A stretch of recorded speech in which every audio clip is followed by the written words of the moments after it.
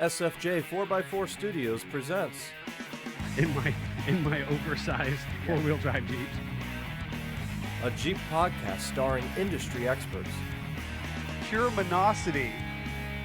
What? Say that again. With mad scientist Scott Brown, Use my drill press as a sort of blade.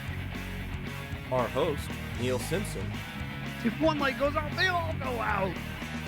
filled with shenanigans. We are really professional with Jeeps.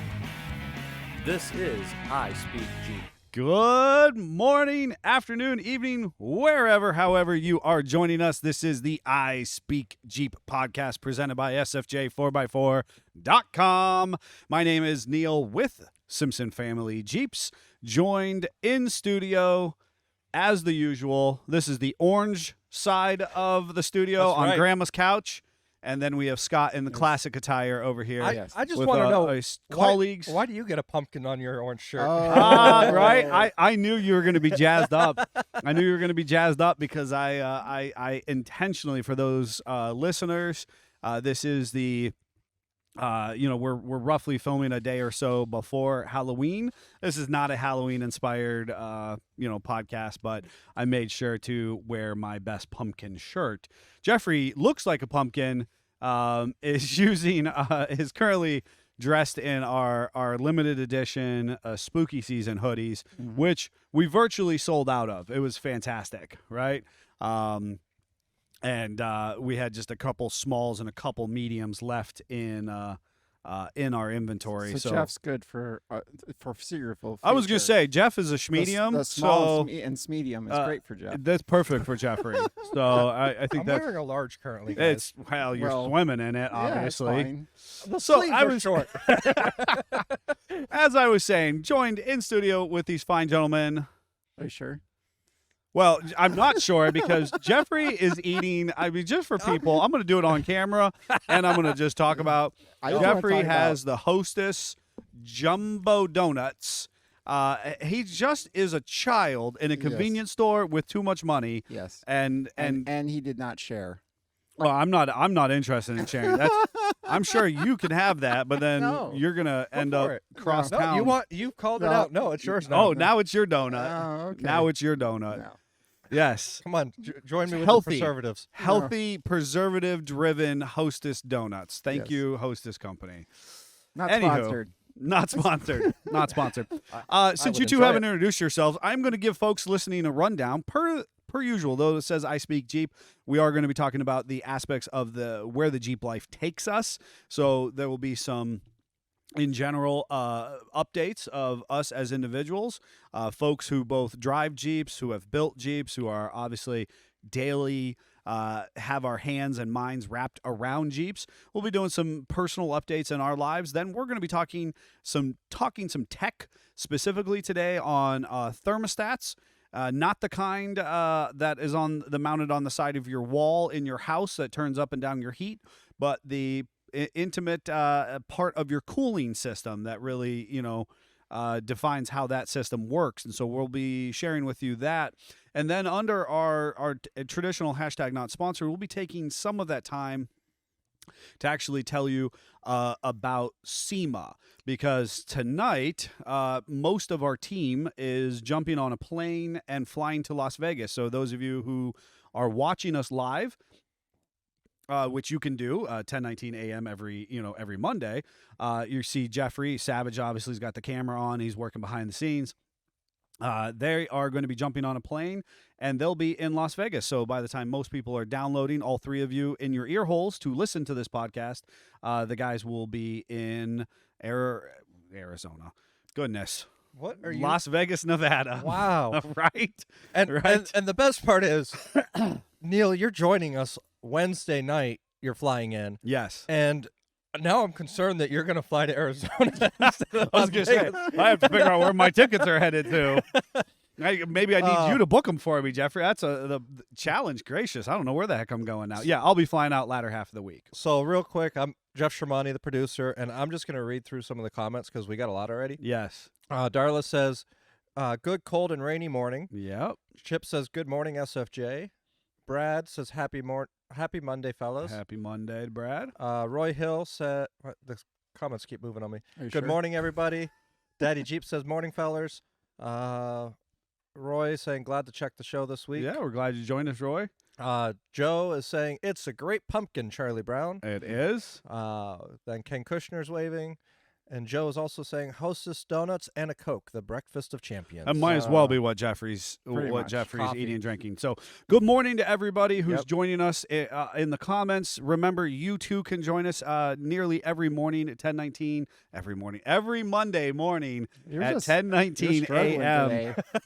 I am need the struggling. Savage, get him coffee. I've had a sufficient amount. I don't know. don't believe you. There's a lot of moving pieces right now. A lot of moving pieces. And then over there, dressed in black for Halloween. As he should be. Just in black for who are Halloween. you?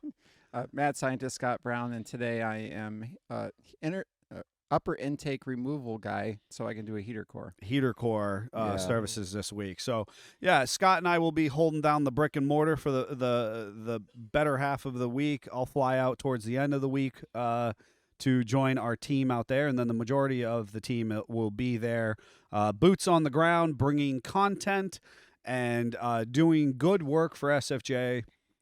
At the SEMA Show. We'll be telling you why that's important and why it matters to you as listeners and followers of both this program and the business, and what you can expect out of us.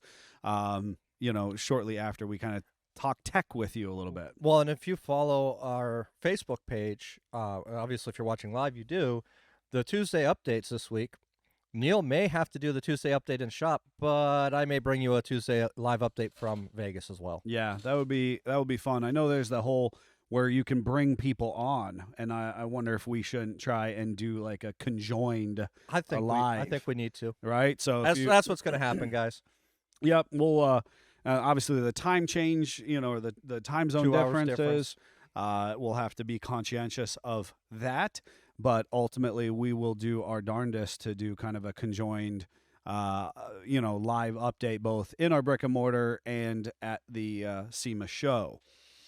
Obviously, we've got a number of things to attend to here ourselves, but how was your guys' weekend? It was pretty good. I was able to Project updates. I saw there was a blue dash in There is a car. blue dash. It is out. I am going with blue. That is the color chosen. That is a very Very beautiful cool blue. Yeah. And that, especially being installed in that dash. Yes, I just kind of cements it. That's what I really want it to be. The whole car will be that color at some point, with okay. hopefully a black insert in the grill, and then hopefully either I will or I'll pay someone to do pinstriping on various parts of the car. It will have a white firewall, which you guys have already seen if you're following along, to kind of break that up underneath the hood. Are you going to find someone that actually does original pinstriping with the paintbrush? Yes. That'll So be awesome. he already had some pinstriping done years ago. There's this character who lives not too far away from us, but we can't pin down where he actually lives. Yeah. And he does beautiful original pinstriping. It's really cool. He's very similar to me. His dad was in the cars. He grew up in the scene. Now he does pinstriping, goes to the various shows around the area. And Amy's CJ7 on the glove box, if you ever get a chance to see that, there is pinstriping and 3 hearts, and there's significant meaning to those. So we had him do that, and it was very reasonable. I And honestly didn't realize that was done by a pinstripe Yeah, artist. so Yeah, Scott and I share this love of pinstriping, of original art pinstriping. It is in itself a talent unmatched as far as Yeah. I'm concerned. yeah. Yeah, I would love to have some pinstriping on Old Blue done. I'm kind of glad that I didn't, because years Yeah. ago I had tried having somebody do some pinstriping on Blue, and I'm glad I didn't, because Blue needs reworked is really what it comes Yeah. down to. Yeah. It'll be Blue 2.0. Yeah, but I had the opportunity to mess with him a little bit this weekend, and man, it just reminds me how much I enjoy old clapped out Jeeps in Yeah. general. So, anywho, but yeah, the pinstriping would be very cool. And there Yeah. is somebody local, but if you're listening and you're into pinstriping yourself, we might want to know about it. you might want to reach out and tell us how good you are at pinstriping. Even better, Amy just said she's going to learn just so she can do the car. I could see Aw. how she would be able to do that. That would be really cool. She is always my cheerleader and helper. I had been restoring the small gauge. I did the speedometer months ago, kind of as a treat to myself, and to help another fellow 36 Ford owner. I actually had 2 speedometers. I cleaned them both up. I shipped one off, no cost, to this friend that is building across the country, and I kept one for myself. So when the dash came back, I was really excited. I was like, okay, there's all these pretty parts Yes, I you're thought ready to were put it- pretty. Oh, Anyway. boy.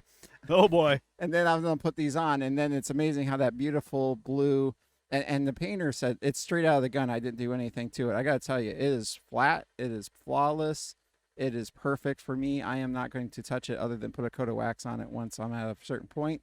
I had to clean up a lot of things, but the speedometer was nice enough. I put that in and immediately was like, okay, I got to clean up everything else. Now you got to clean up all the other gauges and yeah. switches and knobs and. So I took the gauges completely apart. I mean, every nut, screw, and bolt, except for the actual units themselves, I can't take apart.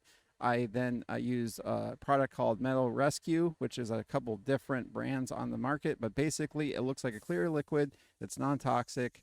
I wouldn't take a bath in it, but if you get it on your fingers a little bit, it's fine. Put your parts in there and wait a day. You come out and they are gorgeous. They are rust-free, clean. You literally wipe like a black, almost soot off of them. Yes. And it looks completely restored. So all the backs of the gauges that are going to be bare steel again, got the reset button hit, and Yes. those are back to shiny and nice. I even took the amp meter and just barely put it in like on the surface and let that clean up. And the third brake light bezel, I have one that says stop, and then there's a little red orb in the middle. It's actually 2 different filaments. That I had no idea was actually still chrome or some sort of a zinc. I put that in there, and it literally shines now. I was really tickled with that. That's That's awesome. awesome. So long story short, there's lots of little parts and gauges, and I dropped a screw. Oh no. And Amy got me this beautiful fixture table, which I use on the M38 seat modifications. If you get on our Discord and see that, you'll see that in use, which is awesome, by the way. Right. If you need one, go buy one. But anyway, I was working on that flat surface because Scott and flat surfaces, and the one little baby screw fell through the fixture hole and was gone forever. I was certain. And I'm very picky on hardware, and I wanted the right screw in there. So I finally went in on the other night and was like, honey, I need your help.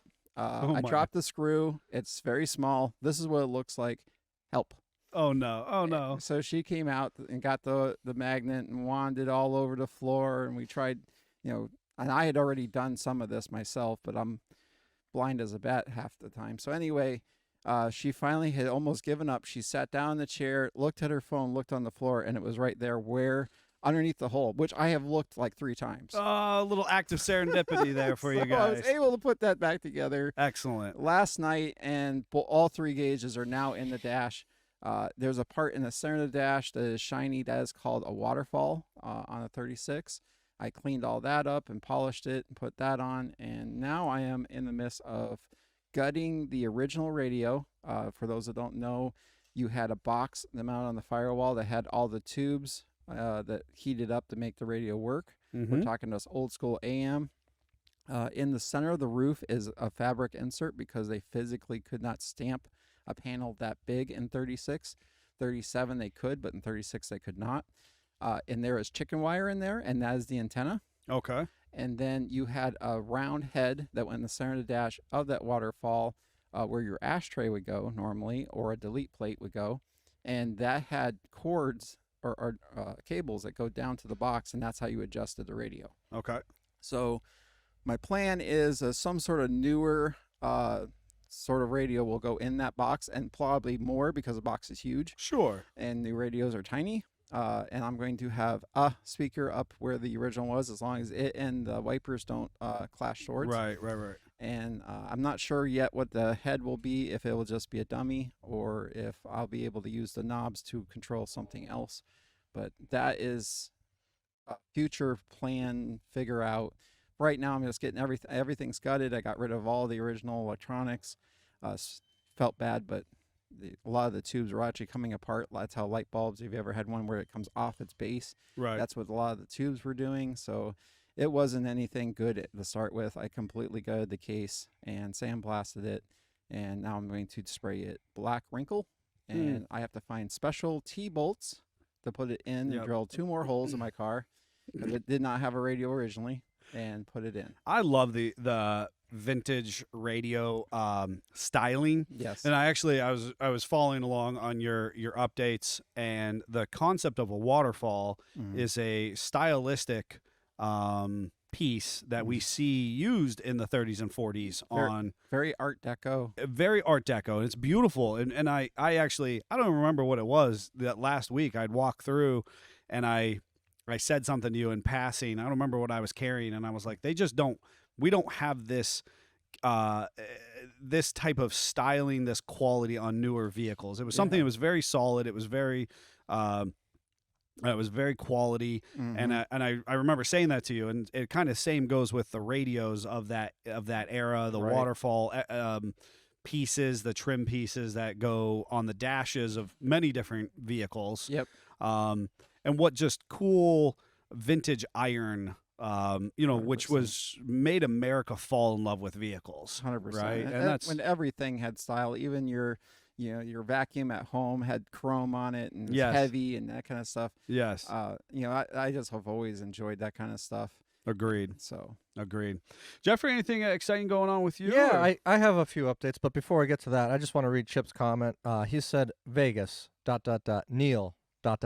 and Davey. YouTube shenanigans, gold in the making. Yeah. Now, just to clarify, Chip, you are going to be stuck with me for the first half of the week. Neil won't be there. I Right. apologize. Which to me, this is going to equate to me using metal hangers for my doors versus you making these beautifully handcrafted ones. That's true. So if you don't know what that's about, as Scott had mentioned about Discord, go on, join us, our Patreon on I Speak Jeep Patreon, and you'll have access to that Discord channel, and you'll understand what this is about. And he roasted me for my updates from this weekend on Discord. As he should. Regarding that. No doubt. So No doubt. this weekend, I was actually, obviously it was Halloween weekend. Our area did trick-or-treating, so we took the kids trick-or-treating and had that little bit of fun there. But we also took them out to Edinburgh, to the ponds that we frequently go to, where our kayaks currently live on the ground.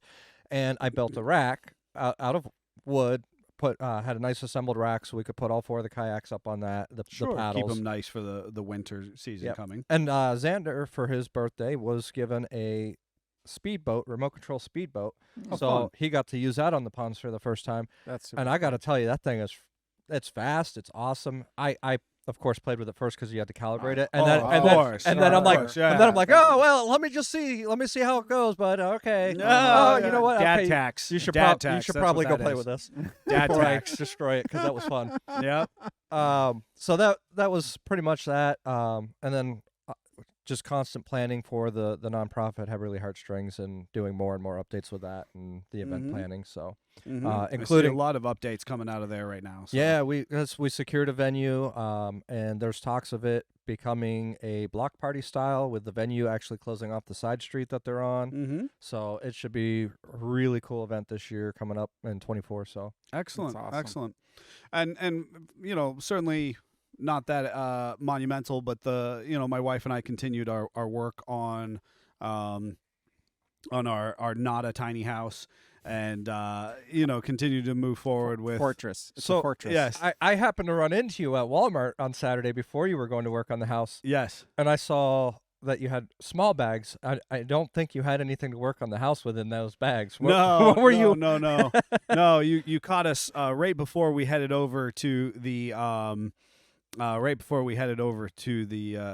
their Home Depot. Yeah. And loaded up on lumber and supplies. Did they have any forklift drivers try to take out their racks? They did not have any. You had the excitement at Lowe's with the forklift drivers. No, we just had we had a couple guys get irritated at us because they were trying to close out the lumber section to use the forklift, and Jen and I just took our good old time trying not to get some dogleg boards in the process. As you should. So they had to wait. And they got just a little testy just because I was we were pulling 16-footer boards we're sistering. We're trying to build forward for after the house becomes not a storage unit and we can add to it. It's very important to say that we're not affecting the footprint or the dimensional layout of the house other than what it was originally constructed as. That is my hill. That is what I'm dying on. And so with that said, we have aspirations to add aspects onto the building, but we can't do that until all of our I's are dotted and our T's are crossed. But we need to put it in place now because we are trying to side it and seal it up fully by winter. As always, you got to build your foundation to handle what you're expected to do in the future. Correct. So we're looking forward. So that was a big part of what we were working on this weekend. Anywho, I do want to make sure that we get through some of our technical conversation because I get very excited about SEMA, and I think that there's a lot of people in our viewing and listening land that would equally like to know both about the event itself, but also about the how the cooling systems work on our arguably all vehicles, but our newest vehicles as well. Yep. And it's kind of serendipitous that we are working on heater core right now. Yep. Because sometimes Scott and I can be a little pedantic and talk arguably a little bit over people's heads in the technical aspect of how vehicles work. But I think what a lot of people may not recognize, especially if you're kind of new to being an automotive enthusiast, I think that's one of the beauties of Jeep specifically is they attract people who were not really into vehicles before. It's kind of like a gateway vehicle, or they always thought vehicles were cool, but I didn't go this far. I didn't modify it. I didn't modify my Honda Pilot before my Jeep. Yeah, right? But I still thought that Chevelle was cool or that old truck was cool. That kind of stuff. The thing is, folks, that there's a number of conditions that are necessary for your vehicle to operate or for you to pleasantly experience your vehicle. And oftentimes these systems are very interconnected. Yep. One of the big pieces here is the fact that your heat inside your vehicle is actually reliant on the cooling system of your engine platform itself. Yep. As a side note, it's actually one of the brief challenges that our EV vehicles are experiencing. Yep. Because 100+ years of automotive technology, we've been utilizing the heating and cooling system or the cooling system of our combustion engines forever. We've been doing that, using that as our heating system for our cabin in the vehicle experience. John is online asking, did you say pedantic because I'm online? I did not, John, but you're welcome, right? And because I know Joe Brill is online, I felt, what I meant to address for Joe. Joe asked a very good question this morning, technical, and he reached out privately, but I'm going to go ahead and do it for all of our listeners and for our viewing audience. And I meant to do this. And we talk about minutia of how our vehicles work. And this system on our JK starting in certainly 2012, when we get into the 3.6 platform. In the 3.6 platform, you specifically have an oil cooler assembly that is center top mounted of the engine itself. There is a couple sensors and that are in that are actually part of the cooling system. The coolant temp sensor is in there. No. Oh no, excuse me. The oil temp sensor is what I was meaning to say. Oil pressure and oil temp. That's what I was meaning to say. Excuse me. Oil temp and pressure is in there. And one of the things that Joe was asking that we've certainly run into as an industry with vehicles.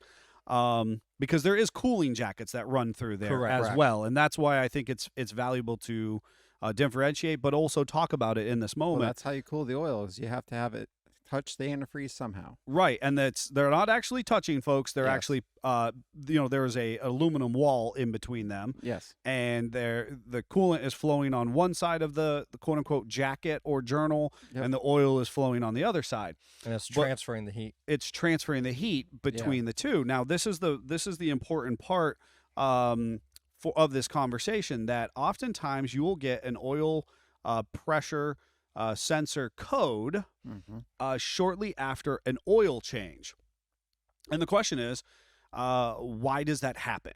And the issue is that in our newest vehicles, the viscosity or the weight of the oil, the quality of the oil can be picked up on those sensors, Yeah. specifically in that assembly there. Basically, the easy way to think about it is resolution. Old vehicles, you had a very bad resolution, and things would still function.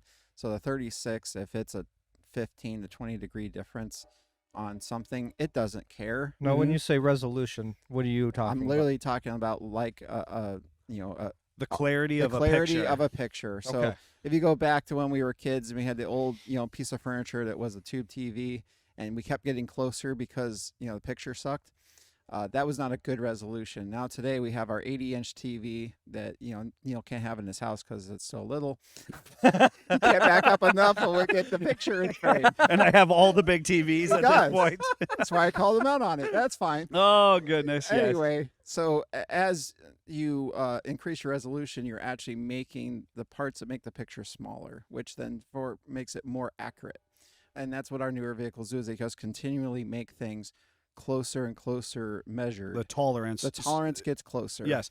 So the accuracy increases. So the Yes. idea that years ago, we used to joke, certainly we still do with some of our vintage vehicles, as long as the dipstick is wet, Yes. the vehicle is happy, right? Pretty much. Now, our newest Jeeps So that's also why they get require- 3 to 8 miles to the gallon and smoked. And Oh, yeah, the clattered rings and were, made- everything was made clapping noise. around in there. And, now you could literally park them underneath an oak tree and ignore them for 30 years and go out and kick it, and it would fire up again. and work. YouTube is full of that right now, and Yes. people are enamored with that. I want to see somebody do that with a new technology vehicle that's been Yes. sitting for 10 years. Which It's just flat does out, happen, but it's less. but it's less. Yeah. And the idea that right now the tolerances are so tight on how the sensors are engineered, what the parameters that the sensors are actually looking for, that an oil change itself with a poor quality oil or the wrong viscosity of oil Right. can in fact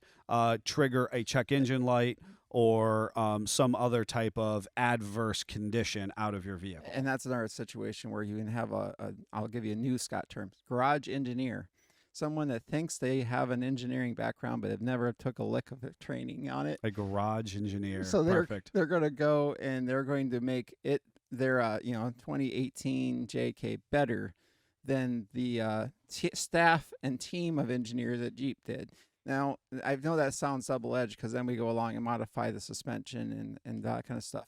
But it's a little back secret. Jeep knows we're going to do that and plans that into the design. Oh yeah, and they've been planning that for decades. They Yes. understand that it is a DIY friendly market, and that's who they're engineering for. Where it does not apply is what oil viscosity they planned out and picked, what temperature they expect that Jeep to run at, Well, that kind of stuff. And that's exactly a great segue. So Joe, Yep. there's your answer for you, and anybody else who's listening to understand why an oil change could trigger a check engine light.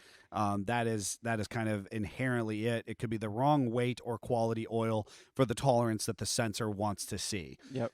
Succinctly. However, to use your term of garage engineer, I am oftentimes when I'm out at shows or in a how-to situation or kind of publicly speaking, I am oftentimes confronted by a garage engineer, using Yes. your term, Yep.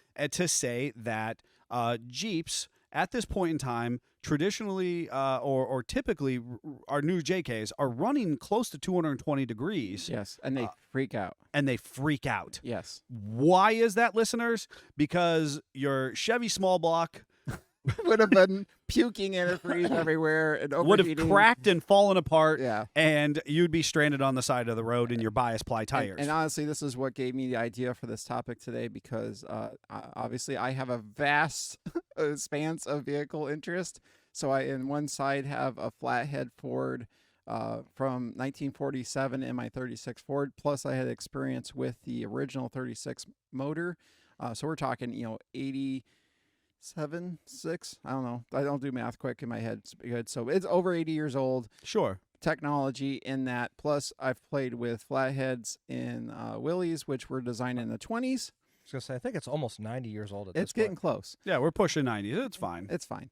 And then, I have a 2015 JK that is currently soon I'm going going to totally off. squirrel on you. I had Yeah. to look up last night. Fun fact, because I was watching a commercial, Mhm. and there was a Ford commercial. It was a really nice, well-done Ford commercial, Mhm. and it was talking about how Ford has had a positive impact on humanity Yep. for over 120 years. They And I like to think that. And I thought, well, that's a That's whole other that's- topic. yeah, That's a whole other- That's another. That's a holdover from Yeah, Henry yeah. himself. Yeah, right. Right, totally. I took a page out of Henry's book. Unfortunately, I can 100%. identify with him entirely too much. Oh. So I was I don't know looking that at I would claim that, but okay. Yeah, that's fine. I'm just hey, if a spade is a spade, I'm going to say it. So I couldn't help but go 120 years. I was like, wow, you're really bold, Ford, right? Yeah. So I had to look up when is it credited? And you might know this, but maybe we'll throw it on Jeffrey since he really likes to give us obscure, worthless, And wrong. and wrong information.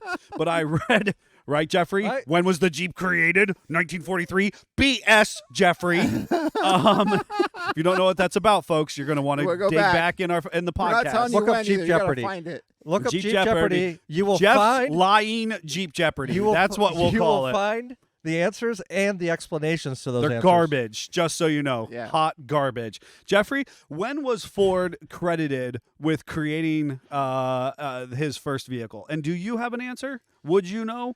Because I knew what I So thought I The knew. problem is Ford started and collapsed like 16 times. And that's before- fine. Before That's it actually fine. was I'm founded. telling so. you, the commercial said 120 plus years. So Yeah. what do you guys think the credited first the kind of the original year? 1904.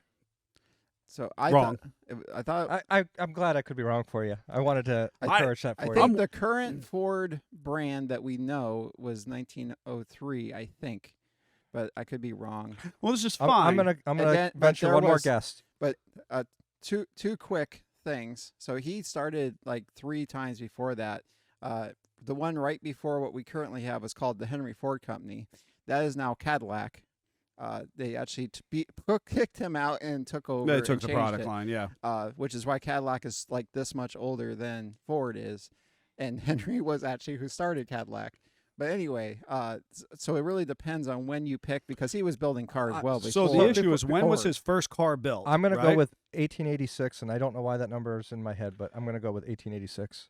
1896. Okay. On the Ford quadricycle. Yeah, so they And I went think right that back that's to what the they're- beginning. They're going back to the beginning because I was like 120 plus years. Yeah. I'm all about 1904 to Put this in 1909. perspective. you This know, is the somewhere in car there. he built in his shed in Detroit, behind his Correct. house. Correct. And he built the part of the motor in his kitchen. But hey, if I'm going And to if I'm going to Darla claim, was correct. I'm guessing she researched, but maybe she knew 1896. Or maybe she And- does math good in her head. so maybe. I'm telling you, but the thing is, I mean, ultimately, if you talk about the first Jeep that I parted, Yeah. I was 16 years old, You right? see, and I And- kind of struggle with that because that is like really pushing, like, The that was- abstract of yeah. how we market ourselves. yeah. But I thought it was interesting. Oh, you 'cause mean I'm- it's like Jeep in 1941? I was touching a. No, Jeffrey. No, Jeffrey. 1941 is what the rest of the world actually I mean, knows we to wanna be put- true. If we want to put it in Ford terms, there's a picture of me in my diaper pulling a floor jack around in the garage. So therefore, I've been a mechanic since like, We've certainly one. run into those guys, So you've and got how those many years guys- experience welding? and those guys are the garage engineers we were Yes. talking about with cooling. Well, that's Because they've been 100%. they are themselves 45 years old, but they've been working in the garage for 56 years. Yes, 100%. You know, And I can identify that because I have been that person, and only because I've gone to college, and took some engineering courses and had some humble pie now and then, and realized that maybe I didn't know everything. Yes. And I actually went and researched some stuff that I can go back and I go, I understand why they designed it this way. I may not like it. I may not think it's fun to work on. Well, I think one of the unique perspectives that this specific brand that SFJ 4x4 brings to the table is we know a lot of the engineers now. Yes. We've actually physically got to meet and talk with engineers that are at the highest levels of performance. So whether it be suspension geometry, axle manufacturing, or actually at the mothership themselves, some of these amazing individuals who did build the Jeep so that we as a DIY market could indulge in them, And right? I'll give you another background thing is when something comes up and bites you, it's when you didn't put a lot of thought into it. So it's you're building this, custom axle and you're doing it on CAD and you go, I'm just going to put this breather tube, I'm just going to make something up here. At that time, you literally have a whole wall and you have a dartboard. And it doesn't matter where that goes. Yep. Clean slate. That will bite you later because you didn't plan for it. Yes. And I don't care if you're building a traditional hot rod in your garage and you think, oh, I'm just going to put this blah here because it's a clean slate. Then later you start adding things on layer upon layer. Now suddenly that's a problem. You have to build it like a blueprint. You literally, when I was in drafting school, they taught you that you built your foundation, then you built your structure, and you did what's called layers in your AutoCAD. And then you can turn them on and off. And when you turn on all the layers, when the house is all drawn, it is chaos because you have electrical, you have plumbing, you have framing, you have foundation, you have insulation. Everything has to cohesively exist together. And now suddenly, well, that outlet can't be there. It has to be 3 inches to the left and 4 inches higher. Sure. Or the breather tube is now, in the control arm. In the control arm, or impacting the exhaust because the exhaust has to run a quarter inch from the control arm. And now I had to move the control arm over 3/4 of an inch, and now that is contacting this when you flex it here. Yep. So the objective is not necessarily to unpack the engineering process for people, but to kind of tell you where our newest Jeeps are. Yes. Because ultimately that sometimes they have no choice. They have to put what you look as foolish or a pain that specifically in that spot because they have no other choice. So I think it's valuable to contextualize and say that years ago, and I always tell people that we are operating within about a 20-year ripple effect. Yeah. So environmentally, socially, politically, whatever is happening in the world, there is a core group of highly dedicated individuals creating change at the epicenter, almost at a think tank or something that is trending or changing right at the epicenter of that industry. The rest of us, if you are not involved in vehicular technology, you're just an enthusiast who's just now consuming JL or JT at 2023, 2024. I got to be honest, the foundation, the blueprints, the engineers who started their career, they were developing that stuff 20 years ago. Yeah. The technology that we're seeing there, geopolitically, things are happening at an epicenter now in conversations in rooms that are going to affect us in 15, 20 years, right? Yep. And so that is the concept of how things are intended to work. So many years ago, under carbureted technology, you had the cooler the engine ran and cold, dense air made that vehicle 10 times happier. 100%. Right? You go back, I would say early 60s, before any emission controls at all, where it didn't matter how pollutant 60s and before the fuel crisis of the 70s. happened. The cooler that motor ran, the better it was. Yes. So that was the general rule. Right? Rule. And we have forgotten that we've gone through some stuff. Yes. As garage engineers. Yes. To understand why we do what we do now. So in my 36 or a 51 or 52 M38 over there, we want that Jeep to run cool. So we're going to run a max, a 160 thermostat. Yes. Because we want that thermostat to open. We want that coolant to circulate. That is what a thermostat is a valve. It basically, you can simulate one with just a basic ball valve. You shut it off or you open it up. That's basically what a thermostat's doing. It's holding that coolant in the motor to give it time to transfer that temperature from the cast iron or the aluminum over to the water or media that is there for that. Once it gets to a certain temperature, Yep. that valve senses that, it opens, and exchange happens. The radiator and the block interchange. So now we have our hot water in the radiator, we have our cool water in the motor, and the cycle continually repeats. Well, and that's what I was going to unpack as just a general overview of what the cooling system of both our older vehicles and our modern day vehicles now. We have our engine block itself, Yep. which has cooling jackets. And it's important to note that think of the cooling system of your vehicle as a series of tunnels that touch the engine. They're never actually getting burnt. They're never actually getting consumed. It should be a system that just kind of sealed, it's but that isolated system. Yes, that circulates around your engine. So you have your engine block jackets themselves. You have your heater core or your auxiliary heater that Yep. would be in our vintage vehicles. You have your thermostat and thermostat housing. Again, that's the valve that Scott was mentioning. And arguably then we have our radiator and a radiator cap, Yep. which is valuable for the conversation. Then you have some type of fan and water pump. Yep. So that is our big, the big moving pieces. Unless you go back far enough and they're actually gravity. They're not even water pumps. Or air cooled VW bug, just because whatever. Ford's going all the way Listen, back. stop, Scott, stop. Nobody listening cares about Ford quadricycles at this Yes. point.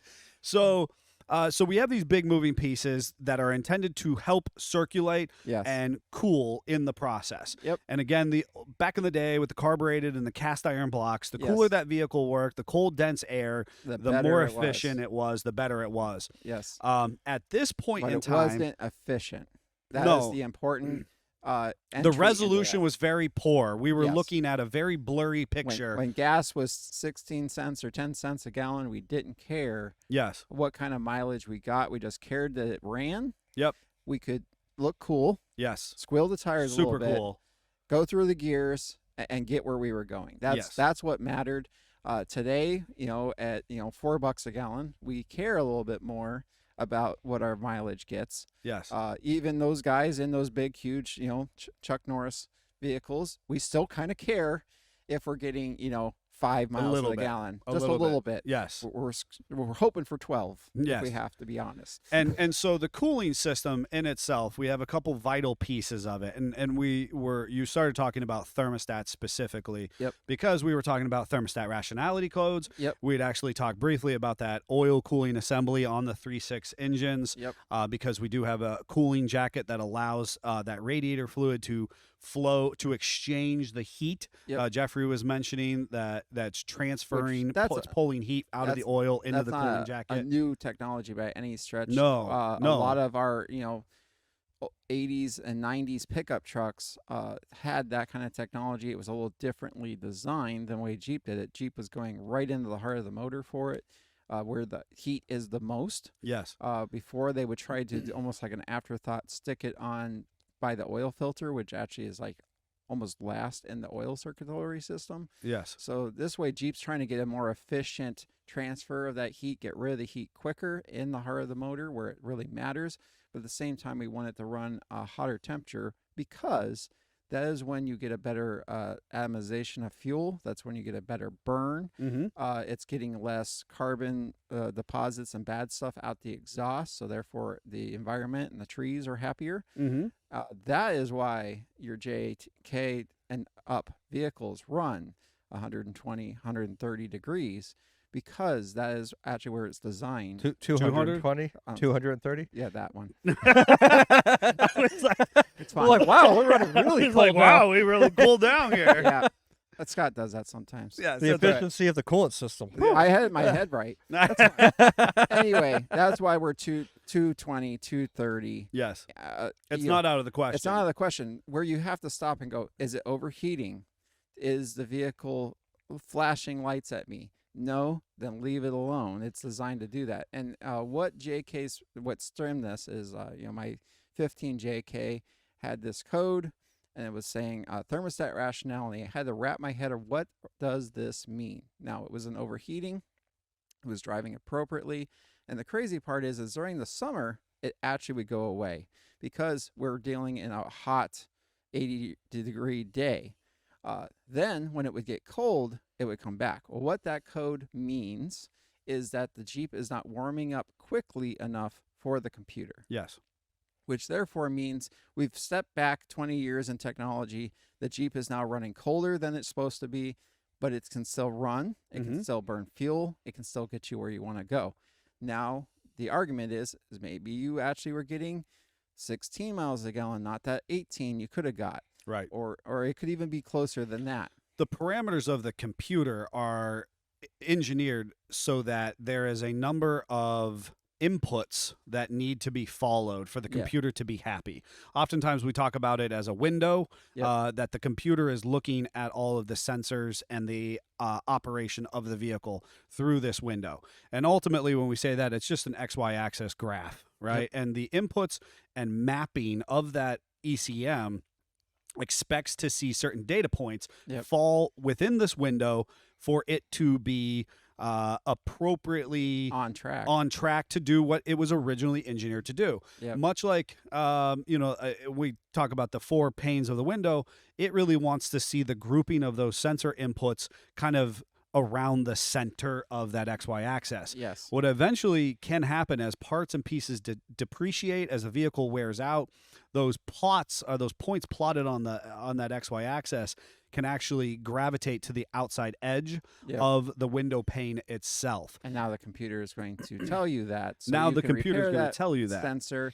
In this instance, there was no bad sensor or anything like that. Operationally, it just was running colder than it should. Correct. So I was able to go in. Thankfully, our newer Jeeps have very nice gauges. You were able to go in and see the temperature of the Jeep. I was able to start it up. I was able to start driving and go, it's staying at 80 degrees, and then it's staying at 100 degrees. Right. Very slowly increasing, and we're not ever getting really over 180 degrees. And what really stemmed this is as much as I try not to, I'm on, groups online, and someone else was dealing with this code because it's getting cold. All the Jeeps are yelling at their owners. Yep. And they don't understand the way the Jeep was designed. And they're telling them to go with an aftermarket thermostat no hotter than 180 degrees. Correct. And wrong. What really made me want to just word vomit on this when I had to shut it off and put the phone away was this person had actually changed the thermostat and corrected their issue. But now their fan was cycling, which it wasn't doing before. No joke, it was too cold. And they were scared by the fact that the fan was doing its job, and therefore something has to be wrong. And on a JK, the fan is very integrated. It actually has multiple speeds. It's almost variable speed. So it's a PWM fan. PWM technology comes out with our 12s, and it's spectacular, folks. Yeah. You've never seen a better fan system, so long as you don't Baja it and fill it with Red Rock Dust, Joe Burla. And it just works phenomenally. Holy cow. It is absolutely we one of the don't most normally call out customers. I don't know what's happening over here today. I love that. I'm sorry, the most Joe. robust. Well, because it is the most robust fan. How does somebody destroy the PWM fan? It's literally a smart technology He fan. saw those commercials. We saw it. He's like, I'm going to do that. Yeah, that's right. He was like, challenge accepted, right? So it's one of the most robust fans. Don't worry, Joe. I'll make sure Neil gives you a hug next time. That's right. That's right. As far as the way that the fan works, it's an infinite variable fan speeds. Yes. No longer do we have on or off or high or low. Yes. The fan can actually spool up and spool down where the computer sees and needs it to be based on these inputs and based on the operating temperature of the engine. And honestly, that's when I knew I had it fixed, because all it was a thermostat that was getting weak. It was not holding the temperature it should. I changed the thermostat. I properly bled the system, got the air out of it. I let it run, and I heard the fan come on low, and I watched the temperature, and it started to stabilize. It got a little higher on the speed. I watched it started to crest and fall, and the fan went out, and I went, yes. Jeep's happy. Yes. And this is the biggest piece that I can't hammer home enough for people in our newest technology platforms is that if it is, I don't care if it's 300 degrees outside or if it's 30 degrees outside, your JKs want to run around 210, 212, 15 I'd say degrees. 210's almost too cold. It really is at 220 Well, range. it will cycle itself, Yeah, right? yeah. And so whether it's hot or whether it's cold, that Jeep is engineered to come up and hold temperature above 200 and degrees. what it is a lot of us long-term Jeepers are ruined because we remember our old 4-liters and our TJs or our XJs, and if we were right in the middle is 210. Yes. And that is why they took those numbers away on the newer vehicles. Is they just Yes. have middle and over here is red and that's bad, and over there because we would look at that gauge and well, the two was our oil pressure. We wanted to see 40, Yes. which yes. is right in the center, and we wanted to say 210. And if you're an XJ owner, when you're traumatized like I am, and you're in a drive-through, and you're slowly watching that needle You're watching the temperature needle creep up and Yes. the oil pressure go creep down. Yes. Yes. And you're watching, okay, now I'm a needle's width past the 210, and now I'm 2 needle width past the 210. Yes. And yes. and the sweat is coming down your brow, and you're like, come on, Grandma, I need to get through this, and I need to go drive my Jeep and get it cooled off because our cooling systems are just beating themselves to death. Before Yes. you're taking an X-ray break in the Before- drive-through. Before you're doing an Yes. X-ray. Where you're literally popping the hood. Yes. I like to pop my hood in the drive-through and allow the heat. Which sadly just made Grandma go, what is happening? I'm going to take less or more time now. Yes, Yep. everybody's concerned now. Yes. That is so true. And that is why your JK doesn't do that, because it is able to handle that appropriately. Just Right. for fun, Daddy Jeep had commented, Nick Ashby was telling me that the CTS V motor in the Rock Buggy is designed to run at 260 degrees. Yep. Not a bit surprised. I was going to say, I mean, ultimately, that makes sense. And we're going to see that based on a number of things that you've already said as far as carbon atomization. Yep. Tight tolerances with Yep. appropriate oil jacketing and cooling. Yep. And this idea that as we make the engines more efficient, that hotter temperature actually is a prescribed it's a prescribed number. We actually need to see it operating there for all of our systems to work, because again, whether it's super hot or super cold, and it comes back to that fan, Yep. when it's super hot, that fan kicks on like a jet turbine Yes. and cools it down. You know, that's Or actually like my 36 was designed. The fan's just running all the time. the fan is if just it a needs hard it or fan. not. Correct, right? Yeah. Incredibly inefficient processes. Yes. And this ripple effect that I continue to talk about, we as an automotive industry are just living in the ripple effect of technology of 60, 80 years of engineering that was just subpar. Yeah. And now the Or correct reality, for the time, but now we know better. right, by today's standards, it And- was subpar. And so one step further is something I hear constantly because I'm in the vintage sector. My CJ's heat sucks. Yes, it does, because your 258 at 210 is too hot. So therefore, you don't have the heat to make your heater give you that warmth. Correct. My wife's with a 4-liter swap, so it thinks it's a 1995. Yes. So it wants to run 210.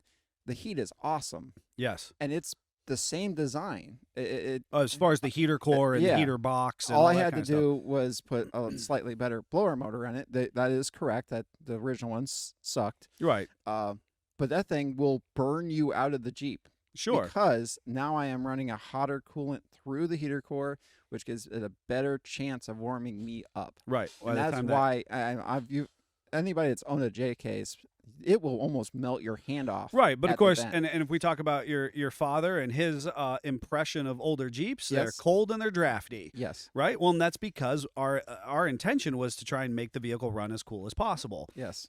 the Therefore, you don't engines. have any heat. Therefore, you don't have any heat as an individual yourself. So this then brings up a conversation I was having over the weekend with some folks regarding, again, electric vehicles and my own interest there, and the fact that when we have hybrid electric vehicles, ones that are utilizing, like our 4xEs that are utilizing Still a gas minimally motor. a combustion-based motor, we need that motor still to reach operating temperature. Yes. And that is a challenge, that combustion-driven engines that do not reach a prescribed engineered operating temperature never get to that level of atomization and carbon burn off. And one step further, even everyone at some point has experienced different types of heating in a house. forced air versus a boiler hot water system versus an electric system. Though those heats feel different. I've heard people say the boiler's heat just feels like I can feel it in my core. It's a more of a normal heat. That is what our cars have been for the last 80 years or so. So ironically, the 36 was sort of a forced air originally. It was heat wafted off the manifold, and you kind of slightly opened up a vent and let it. You wafted it into the car, and you froze your tail off. But that is actually less efficient because now you're hoping the air absorbs some of the heat, and you're hoping the air goes where it's supposed to go, and it warms you up. You're counting on the manifold and the heads to burn the air around them, and then that it air go away. to just kind of magically drift into the cabin via an opening. Yes, you know? With all the exhaust gases and everything else. Meh. It's fine. That's why the car's drafty. It's character development. Yes. Yep. And then we all know electric heat is yet a different mode. So if you have a fully electric vehicle, what are we going to use for heat? We're going to use some sort of electric heat. So you can't expect the same feel of that heat. So someone going from, you've driven a gasoline, water-cooled car for the last 30 years and you suddenly get an electric car, it is not going to be what you expect it to be. Right. It will It's have gonna a be different physically experience. different. Yep. Because the technology is physically different. Not saying that it won't heat you. It's just going to feel different. And it may. It's like walking into a sauna. It's so humid and hot. Yes. But it feels different than the dry heat of the Southwest. Correct. 100%. Right. And so that's how we experience things as individuals is this conversation and how going forward we're going to, deal with the engineering, the cooling, the heating systems.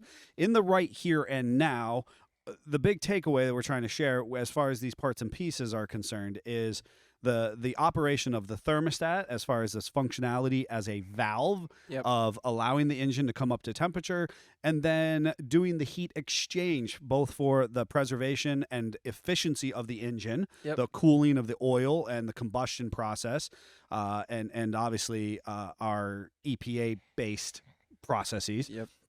But then also for us to experience as individuals in the cabin, as it gets cooler out. And I feel like I have to just for 2 seconds because somebody in the comments otherwise will say it. There is, especially in the early Ford camp, there's a bunch of 80-year-olds sitting around going, I don't need any thermostats in my early Ford. To a point, depending on your climate, how much you use the car, what you expect the car to do, you might not need it because a thermostat can open and just be open, and that coolant can circulate.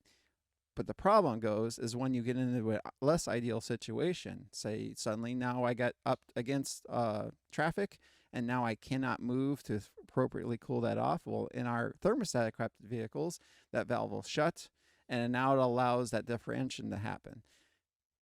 That vehicle that doesn't have one is never going to do that. Yep. It will eventually just continue to rise to the point of no return, and then it will overheat. Correct. And that water will expand and puke out. That is literally where that comes from. So that, in a nutshell, is why you should have a thermostat, and that is why some people get away without a thermostat and then think that is gospel. Right. This is the concept of just because you can doesn't mean you should. Yes. Right.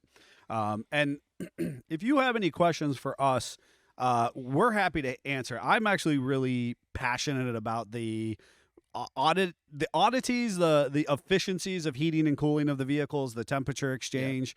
Our newest vehicles require all the parts and pieces to be working harmoniously with each other, and they'll be incredibly robust. I mean, our newest Jeeps are running hundreds of thousands of miles without too many hiccups.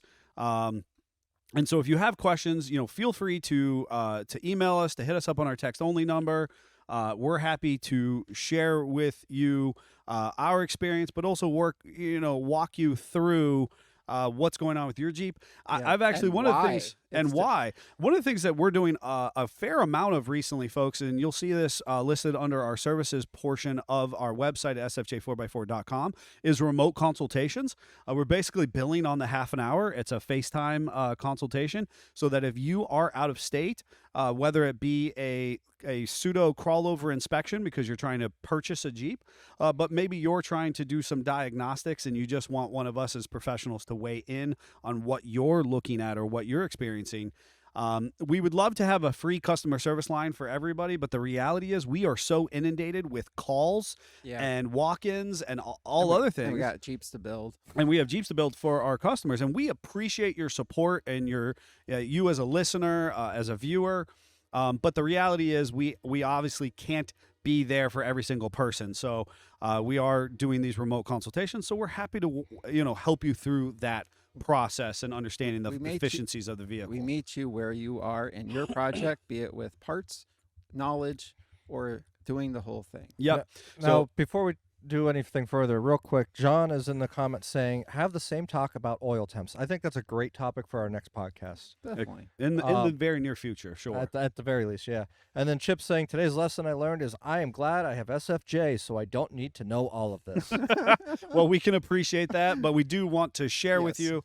You and don't I know have to understand all the minute minutia, but if I give you a general understanding of how the system works and why, then you have a better understanding of why you're experiencing what you're experiencing. Exactly. And I think that one of the biggest advantages to our brick and mortar process many years ago for me was to take away some of the magic wand of the automotive industry. Yep. Right. All too long we had the consumer and the professional experience, and the professional, they were above having to explain themselves. I shouldn't have to explain myself to you. I fixed it and it's right now. And if you don't like it, then you're wrong. Yeah. And I just boils my blood Yep.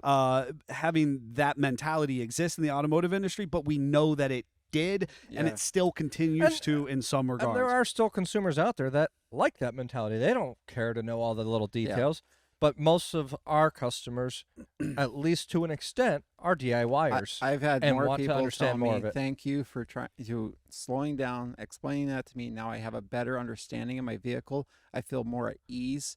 I feel confident now with what I want to do. Correct. That's what I want. I have succeeded. I have been successful that day when I hear that from my customer. Well, and ultimately, even if our our customers and followers don't understand the extent of what we're explaining, there is the relationship established that we're going to continue to attempt to educate. And ultimately, the underpinnings of what makes SFJ 4x4 different is the idea of our three-part process of educate, document, make the customer happy, right? And this idea that it starts with education. It starts with helping that customer, an individual, feel like they're an important part of owning their vehicle. I think the biggest factor is the fact that it's not an inconvenience for us to take that time with you as a customer. Right, no doubt. 100%. So we're gonna, are we gonna do a transition, or are we just gonna jump right into just jump SEMA? into it. Folks, we're gonna tell you briefly about SEMA and why you should care, and why is it valuable that we as a professional institution are present there. Let's start with what is SEMA? Yeah, so and what is Apex? Because they're both going on at the same time. Yeah, and that's absolutely a valuable thing to understand, that all too often that these things are lumped into one experience. So happening in Las Vegas is are these two incredibly substantial automotive events. They are unlike anything you have ever experienced before. That is just flat out no other way to explain it. No event that you have, no automotive event that you have ever attended is similar to the two shows that are happening in Las Vegas come this week.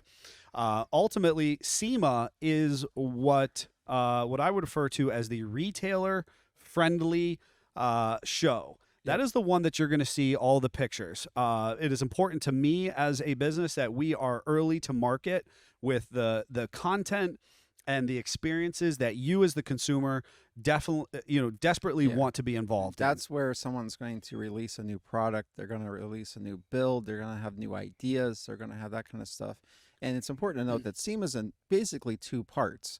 There's an outside part that every car enthusiast can attend, and they have built that up to people think that, it's a car show. Well, there's an inside thing that is professionals. That's more of a vendor, basically aftermarket almost like a support. Trade show of sorts. A trade show. Thank you. That's the word that I was looking for. Where those Inside. people, Neil is able to go up to Skyjacker and talk to the engineer and talk to the analysts and say, okay, this is what products we are using, they are using, this is what problems we're having, These are the logistics. This things is the we see. conversation we go back to the engineers, where we Yes. actually get to know some of the axle and Yes. the actual Jeep engineers. Not that the Jeep engineers necessarily will be at SEMA, Right. but the axle engineers will be. Yes. Some of the suspension components, some of the steering And manufacturers. we can go in and we can be like, hey, we installed this. We heard a bump, a squeak, and a clang. And then go, really? Oh, I only experienced a bump and the squeak. And this is the fix for the bump and the squeak. Cool. Here's this product that will fix that bump and squeak. But we got to look into that clang and that kind of stuff. And I just to build off of your concept alone. So let me go back one step and then jump forward into what you were saying. SEMA is the aftermarket manufacturer. So Yep. Specialty Equipment Manufacturers Association.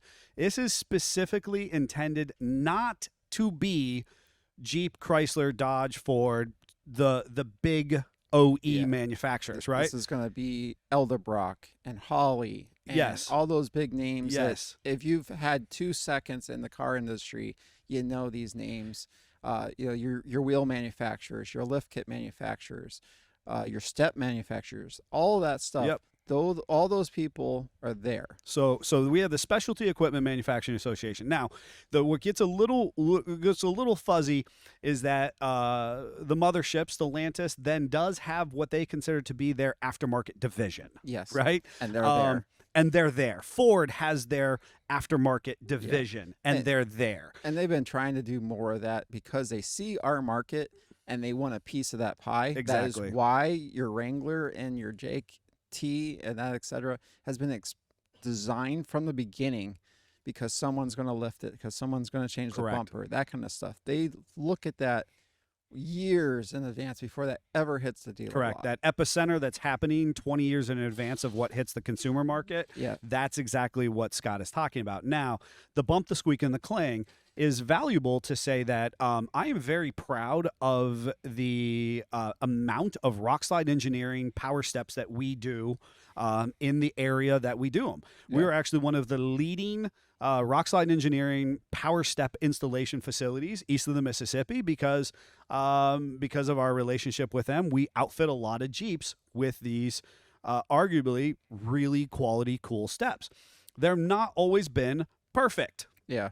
And there's some tweaks and changes because ultimately RSE has attempted to create a robust, impact-resistant, functional slider. They've done something no one else has wanted to do. They're going to give you a automated step with a power motor, and they're going to expect it to be able to drug over a boulder Yes, repeatedly with the full weight of your vehicle. for the whole way of your vehicle, and then you get off that obstacle, open the door, the step comes out, and you step out comfortably. Correct. Nobody else is willing to do that, right? And yet, this manufacturer is. Now, our relationship with them. And Chip's in here going, love mine, and Oscar will be getting some next year. Excellent, excellent. And they're fantastic steps for functional purposes. Our relationship ultimately is hinged on our ability to call up RSE and be like, yo, something is not right in this moment. How can Yes. we address X, Y, and Z? The most recent would be the 2024. And this is exactly where I was going, right? We Yeah. literally just had a 2024 with rock slides, and it was the first one we've done those install Well, on. RSE themselves, we were actually helping beta the process because RSE had not had the product available for 2024s yet. Right. We are all as, again, epicenter conversation, not the stuff that our general consumer is understanding about us, but us as professionals within the industry going, hey, I think we can do this. Yeah. Right? And to lift the veil a little bit, most aftermarket shops are not huge shops that produce these awesome products. They are small, probably 20 Dedicated team. 20 or less people Yes. employed there. They do not have The R&D money millions and of dollars and for time. R&D. And you all have owned a vehicle that has broken in the warranty period and had to go back to the dealer and had a repair done. That vehicle was designed by an engineer team that had millions of dollars of development and spent 15 to 20 years to develop that, and they still have problems. Correct. So when you have an aftermarket part It is way more challenging because they are doing it with half the resources or a quarter of the resources. Oh yeah, just a minute amount of those resources Because- that the big manufacturers have. And part of that is you don't want Rockslide to have to go out and buy every new model and every model change of a Jeep to develop their product, because then you would not be able to afford those products. They would Correct. have to transfer that That investment cost of doing over, business. and then you wouldn't buy them. So yes, we're going to have to, as an installer, a quality installer, to do our jobs, to do a good job, put it on a 24 and go, hey, this changed from 23 to 24, and now how do we overcome this situation? So the quirky thing that we discovered was Well, there was two parts to two it. parts. The first was the bracketry that mounts it on to the body mounts. Yep. The bracketry Only was on one mount. on one mount on each side. Yep. Was too tall. Yep. We had to have it shortened, and we're talking like a half inch, Yeah. 3/4 of an inch. And that that's was it. because, and everybody says, well, why did they change that? Well, because when that 2024 rolled down the line and no more 23s were made, and they decided, hey, we need to move this body mount for whatever reason, for a half an inch, maybe just fixture reason, maybe it's a design reason, maybe it's a crash test reason, who knows? They are only going to produce that frame from there on, that design. So it doesn't affect them. Yes. They are going to make that change, and it'll be from there on, it'll be that way. Where we run into problems is, well, wait a minute, we just put it on a 23 and it bolted right on perfectly. Now we have a facelift. We didn't touch the main structure of the Jeep, we think, Right. but now it doesn't bolt on. Right. Why as far does as it the do that? 2024s, we're thinking, hey, this is mainly a trim A and grill and grill fascia face change. And that, And that we fascia actually- change was just enough that it changed the body trim a little bit so Yep. that bracket didn't work. Yep. Yeah, so we run into a bracket and a structural change, Yep. and then an interior switch change. Really, the big picture of this with SEMA is the fact that I know Kyle, Yes. right? Yes. That I have hung out with Kyle. Kyle is the guy that when Neil calls, he knows who Neil is. when I call Kyle, I go, dude, we're running into an issue with Yeah. this body mount. Something's not quite copacetic. Yep. And he goes, yeah, we caught wind of that. What are we going to do? And we're like, yeah, here's what we're running into. Here's our measurements. Yep. What do you guys have? My favorite part was, okay, well, we can fix that bracket. What did you guys do for the wiring? How did you wire that Yes. switch? And he asked us, how do we wire? And folks, we've done this with so many countless manufacturers. And what ultimately the point that I'm driving home, this has happened recently, and it's not just RSE, it's going to be all these other aftermarket manufacturers that we have cohorted with over the years. Our ability to go and meet them on a face-to-face level in a trade show in kind of a constructive environment. They then know that you know what you're talking about. They know that you're able to do a good process, you're quality, and you're detailed. So then they can appreciate what you say and work with you better. Correct. And those brackets were available and overnighted free Yes. of charge to everybody in the process. RSC just did it as a The only thing we lost was some time, which that is another good segue, is if you are doing this kind of stuff and you think, I want to be a trendsetter, I want to have the newest, bestest thing. Yep. Sorry, there's going to be some R&D on your product. Yep. And you got to be a little bit more understanding, and it's going to take some time. Well, and we have a great friend and customer, Kevin, who literally has his Artie. Artie. If you ever heard us refer to Artie, watch any of the YouTube videos or anything like that, Artie is literally long for R&D because Yes. we have worked with Centerforce, with PSC, Yep. with a number of suspension manufacturers to research and develop on Kevin's Jeep. Because it is an 18, so it was one of the first. I think it's a 19. I think it's 18 or 19. But it was still early on. enough that it was before anybody really did all those major modifications to a Right. brand new vehicle and used it to the extent that Kevin has used it. So SEMA is this, right? So there's going to be these beautiful shows from other builders, or beautiful Jeeps or vehicles from other builders. There's going to be new product releases, so things that are coming down the pipe Yep.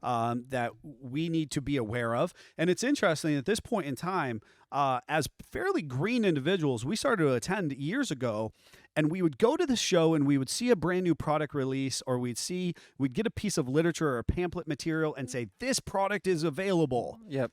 And then it wasn't. And then it wasn't. We're talking big time manufacturers. Right. And we're planning builds in our heads. We know we're going to put them in. We're excited. And then Right. it never makes it to market. And then it never Never. makes it to market. Yeah. And so these are Sometimes things it's that just see what sticks a little bit. 100%. And these are things that we are then exposed to.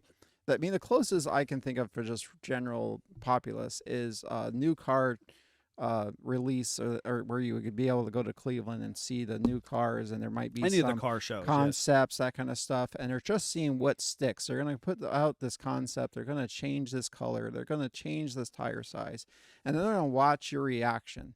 A little bit of that happens as well at the trade shows. They're going to be like, okay, well, here's this new axle, and does this actually make sense in the market? We can do it. I'm going to throw a curveball at Neil specifically, because That's you've fine. been to the show for many years now. Right.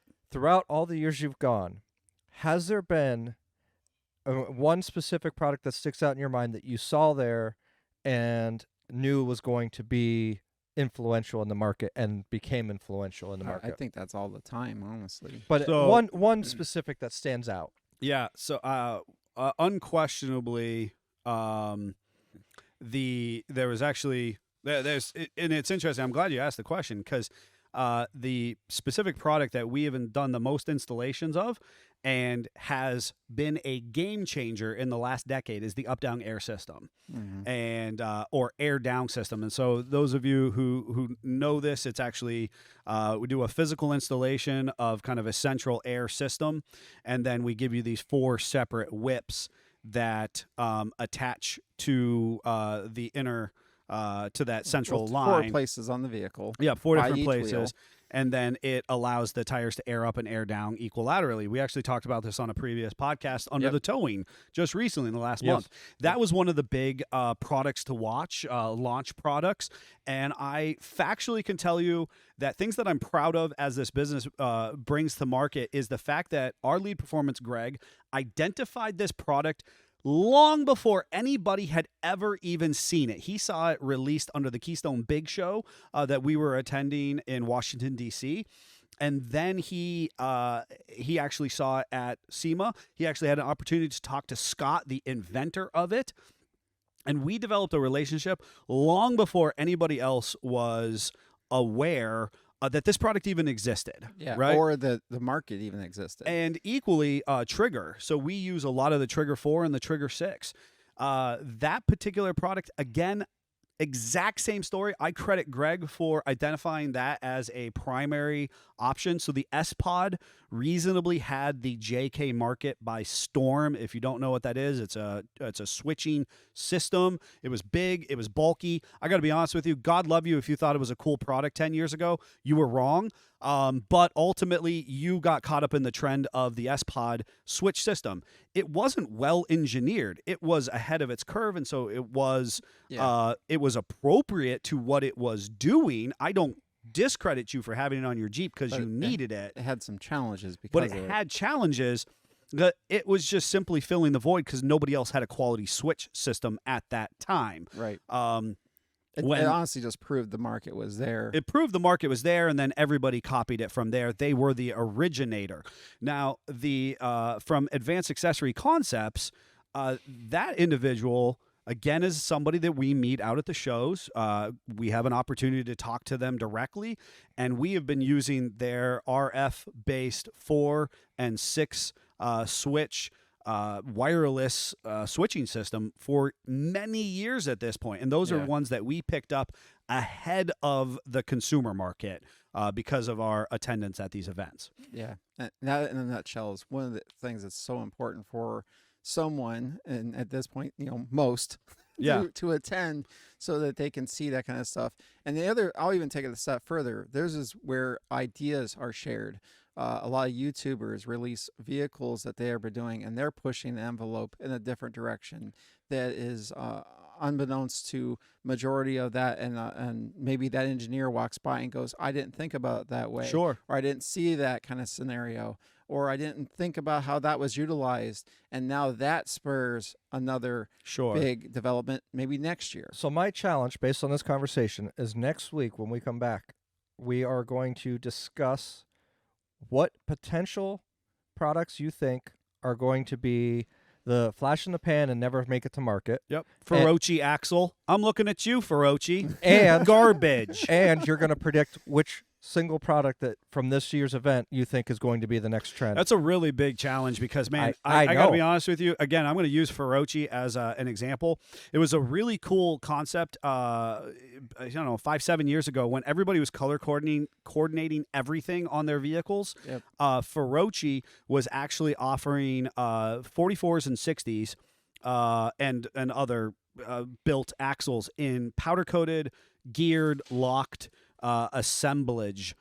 So you could, just as you're going to Curry or Dynatrack or Dana, you could find yourself an axle. You had this booth. It was beautiful. It was well built. They had, 7 different axles there. They had an association with a large parent company that ultimately everybody has heard of and used parts in their past. And this was their association. And this company just thrust onto the scene at SEMA, and that was like, Greg and I are there, and we're like, yeah, this is what's up. We're going to be able to have these axles and these colors, and people are going to think this is really cool. Yep. And it just absolutely never went anywhere. And I just think of that's part of it. Investment. There's so much different things to be said there. It isn't. You can have a great product, you can have it figured out pretty well. But if it doesn't catch the right attention, or the market's hit not the right ready market, for it to be released, maybe you could have the best of everything, but then suddenly economically we all downturn and we don't have the extra, $2,000 to pop on this product. Then sadly the product doesn't exist. Correct. And I think that that's what's important to help kind of summarize to say SEMA is both a testing bed to say, how is the market going to react to these new products? It's also a main stage to kind of say, hey, I'm here. I'm serious about this product that we've made, this build that I've created, this business that we are endeavoring into. It's an opportunity to talk with those engineers, those manufacturers, those salespeople, and really come face to face as an industry to make it make sense. Well, it's an opportunity to build relationships that we can then get products at more competitive prices for our customers. Sure. That as well. So then here's the other show, and I'm not going to spend a ton of time on it because that's as society what we do or don't do. But it's actually my favorite show is Apex. Most people don't even know that this secondary show is happening because realistically, it is geared towards people like me. And I say that in like the nicest way possible. But if you're listening, you already get it. Like Neil's a little bit of an odd duck, you know what I mean? And so they're like, all right, whatever. It is a show that is geared around manufacturing processes. So SEMA is meant to showcase what can be done with manufacturers with that process. Yep. Apex is about the process. What machinery you need. What machinery? What are the chemical compositions of paint? So Duplicolor will be over there. Rust-Oleum will be over there. Fluid film will be over there. And now John's going to be sending you a checklist of things to check on manufacturing processes at Apex.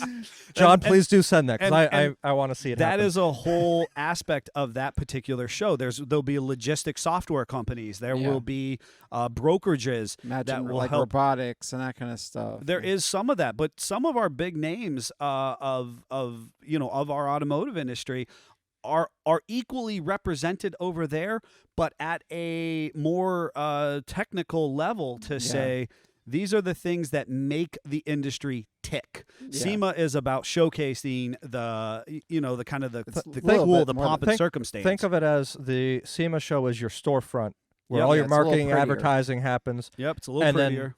Apex is your service side of the shop. Yep. Yeah. It's where the stuff happens. It's where the stuff happens, you know. For me, that's how I look at it. Obviously, you can find you can find what you're looking for at either show. You're going to want to tune in to make sure that you're following along with us for content. We're going to ask if you're listening, if you're following along on YouTube, if you're on one of our social platforms, like and share our material. Make sure that you're getting it out there to our friends, because it is our objective to showcase specifically the Jeep and off-road market, the good, the bad, and the ugly of this event. We really want people to be engaged in the media production that we are bringing to the table while there. Also, the other thing, this is a little bit of a call to action, because everybody complains about where their hobby or their enthusiast market is going. This is your chance to put your dollar where your mouth is. And if you see a product that you're like, man, that is what's up, that is what I need, that's that kind of stuff, when it is available, buy it. Yes, you're going to have some problems. There's going to be a little bit of bumps in the road. Yep. If you're playing the first to market game. Yeah. Yep. But that is how you prove that it is market relevant, and that is what gives that company the confidence to then further development and further it out.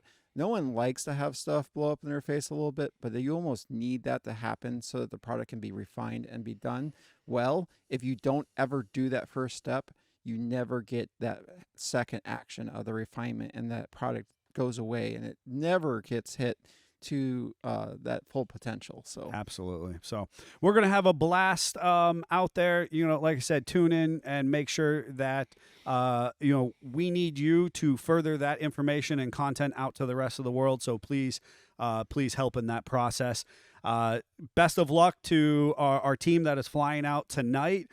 Savage is going to be taking video, and Jeffrey and Greg and Savage will be on a plane this evening, so we wish them the best, cuddling on the plane and at the hotel. Davey's going to be sad he doesn't get Neil Snuggles this year. I know, no Neil Snuggles with Davey. My wife has joined us. I think she has another friend who's coming out now all of a sudden, and we know that. So we'll be joining later in the week and having a nice time. Hopefully, I don't know. We'll see how things go. It is what you make it. It is what you make it. I still don't have a flight back, so I might need you. I may or may not be here, folks. I might need you to drive a JT cross country. I might need to drive something. That would be fun. That would be awesome. That would honestly be we'll be doing the awesome. podcast, and I'll be like, FaceTiming in for folks. Yeah. with Scott's potentially new Jeep. Yeah. Right. So this time tomorrow, I think Davey and Jeffrey and Greg will be getting full on steak and eggs. So best of luck to them. And tune back in next week. Chip is saying make sure you renew the vows with Elvis. Oh, man, Jennifer. wouldn't that be something? Oh, it'd be great. Jen with Elvis and a little chapel and off the Davey strip. absolutely can record it. Oh, wonderful. All right, folks, we've had a great time. We look forward to talking with you next week. Following up from the show, Jeep on. Jeep on. Jeep on.